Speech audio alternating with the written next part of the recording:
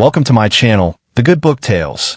In today's video, we are taking a journey into something that so many of us have heard, spoken, or memorized, yet very few of us have truly understood. The Lord's Prayer. Those familiar words that often flow from our lips without a second thought. Our Father, who art in heaven. But what if I told you that every line, every phrase, every word in this short prayer carries a world of meaning that most of us have never noticed? What if behind this simple prayer, there's a deeper truth that can change how we speak to God, how we see our lives, and how we understand our purpose? I want to take you back for a moment to a scene that took place over 2,000 years ago. Picture dusty roads, crowds gathering, whispers spreading about a man unlike any other. A teacher, a healer, someone who spoke with a calm authority that stirred hearts and unsettled the powerful. His name was Jesus, and one day, one of his followers approached him and said something that many of us might have said too. "Lord, teach us to pray." It's easy to imagine their uncertainty. They had grown up hearing long, formal prayers spoken in the synagogues. Their religious leaders used complicated words and speeches that sounded holy but felt distant and unreachable. The disciples wanted something real, something they could hold, something that felt like a conversation, not a performance. And so Jesus did not give them a speech. He gave them a prayer, simple, short, but deeply powerful. But here's where the story becomes interesting. The Lord's Prayer is not just a prayer.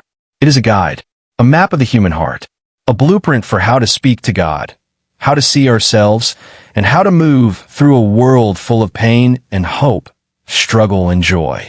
Even the opening word, our, carries a meaning that can reshape how we understand our connection with one another. Yet, somewhere along the way, the prayer became something else, something repeated without reflection, something recited more than lived. Most of us know the words, but few know the meaning. And that is what we are here to discover today, the truth behind every word. Because once you understand what Jesus was really teaching, the prayer stops being just a prayer. It becomes a doorway, a quiet invitation to step into a deeper relationship with God, with others, and with your own spirit. But be careful. Once the meaning is revealed, you may never hear the prayer the same way again. So, let's step closer. Listen carefully. The first word holds a secret. And once you see it, everything changes. So, let's look again at that first word, our. Jesus could have said, "My Father." He could have made this prayer something private, something exclusive, something meant only for him. But instead, he opened the door wide. By saying our Father, he was teaching that God is not distant, not unreachable, not reserved only for the holy or the perfect. God is shared. God is close. God belongs to all of us. This was a radical idea in a world where people were divided by status, background, and social class. It meant that no matter who you were, where you came from, or what your past looked like, you were invited to speak to God with the same confidence as anyone else. But imagine how the disciples must have felt hearing this. They had been taught that only certain people were worthy to approach God. Only priests. Only those who followed every law perfectly. And here was Jesus saying something completely different, something that challenged everything they had grown up believing. This wasn't just a new prayer. It was a new way of seeing themselves and a new understanding of the world. The meaning of the Lord's Prayer was already breaking down walls before the second line was even spoken. And yet, Jesus wasn't just telling them that God was close. He was also revealing something deeper about identity. If God is our Father, then that means we are connected, not just as believers, not just as followers, but as a family. And families come with responsibility, unity, and compassion. So when we say the Lord's Prayer today, we are not praying alone. We are joining our voices with millions of others across time and across the world. Some praying with joy, some with pain, some whispering through tears, some speaking with hope. The Lord's Prayer becomes a gathering place for the human heart. But the disciples didn't understand all of this at once. Their minds must have been turning, full of questions. What did it really mean for God to be a father? Why did Jesus choose these words? And where was this teaching leading them? They didn't know yet how much this prayer would challenge them, or how much it would change them, because the next phrase Jesus spoke revealed something even more mysterious, something that reaches beyond earth and touches something eternal. A line that has been repeated for centuries, yet still holds questions many people have never asked. We are about to step into that mystery now. You may start to feel the meaning shift beneath the words you thought you understood. But don't rush. The truth unfolds slowly. When Jesus continued, he said, "Who art in heaven." This wasn't a place God far away. It wasn't meant to make us feel small. It was to remind us that while God is close like a father, he is also greater than anything we can imagine. The disciples had to hold both ideas at once, closeness and greatness, familiar love and holy power. This balance is where many of us struggle. Because if God is close, why does life still hurt? If God is loving, why do we face unanswered questions, broken relationships, fear, and doubt? Some of the disciples carried these same unspoken worries. Peter still remembered the net that came up empty. Matthew remembered the looks of his people who once saw him as a traitor. Thomas, even then, carried quiet hesitation. And each of them wondered what this prayer meant for the things in their lives that were still unresolved. The Lord's Prayer didn't just speak to their faith, it spoke to their fears. And Jesus knew this. He knew that every person who ever spoke this prayer would speak it at a different moment in their life. Some would say it from hospital rooms, some in moments of regret, some while walking through grief, some while trying to forgive a wound that still stings. And so the prayer had to hold space for all of that, for joy and uncertainty, for trust and the slow work of learning to trust. But this is where the conflict begins to rise.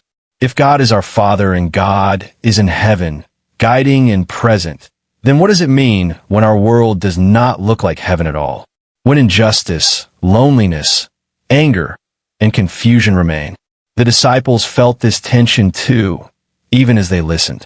They didn't yet know how the prayer would lead them through that question. They only knew something was stirring, something they didn't fully understand.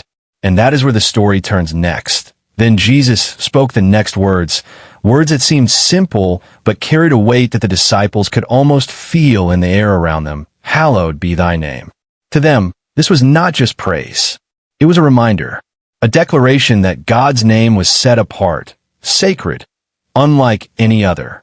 But why did Jesus place this right after calling God our Father? Because the closeness he invited them into could be misunderstood. Familiarity could become casual. And this prayer was not casual. It was relationship, yes, but also reverence. A heartbeat of love and awe together. And this is where the tension grows. Because if God's name is holy, if God is truly above all things, then calling him Father comes with responsibility. It means the way we live reflects the one we speak to. The disciples felt that. A quiet pressure, not of fear, but of purpose. As though Jesus was placing something precious into their hands and trusting them not to drop it. But the world around them didn't match the holiness they were praying about. Rome ruled with power. People were hungry. Families were struggling. Brokenness was everywhere. And Jesus was telling them that God was close, God was great, and God was holy all at once. Their minds felt pulled between what they believed and what they saw. Between heaven's promise and earth's reality, between the prayer and the world. This is where the deeper conflict begins to rise. If God is holy and God is near, then why does the world feel so far from what it should be? And what part do we play in closing that distance? The disciples didn't ask this out loud. They didn't need to. The question was in their eyes, in the way they breathed, in the silence that followed the words. They waited. Because something in the tone of Jesus' voice told them that the next part of the prayer would lead them right to the edge of understanding. They just didn't know how close that edge truly was. Then Jesus spoke the line that would shift everything. "Thy kingdom come." The words landed with a quiet force, as though the world paused to listen. The disciples had heard talk of kingdoms all their lives. Kingdoms rose and fell. Kings ruled with armies, wealth, and borders. But Jesus wasn't talking about any kingdom they knew. He He was speaking of a kingdom without walls, without soldiers, without oppression. A kingdom built from the inside out. And that idea was powerful, dangerous, and deeply unsettling. Because if God's kingdom was coming, it meant another kingdom would have to fall. The disciples knew what that implied. Rome was watching. The religious leaders were watching. Anyone who spoke of a new kingdom was seen as a threat. And here was Jesus, calmly teaching them to pray for that kingdom to arrive. But the twist was deeper still. This wasn't a kingdom coming from outside. It wasn't about overthrowing governments or taking power by force. Jesus was hinting that the change he was talking about would begin within the human heart. And that meant every person who prayed this line was inviting transformation into their own lives. A transformation that would not always be easy. Because to invite the kingdom of God is to make room for what is holy. And sometimes it means letting go of what we hold tightly, even when it hurts. The disciples didn't fully understand, but they felt the shift. The prayer was no longer only words. It was becoming a calling. And then Jesus continued, "Thy will be done on earth as it is in heaven." This brought the tension to a new height. Because heaven was perfect, whole, peaceful. Earth was not.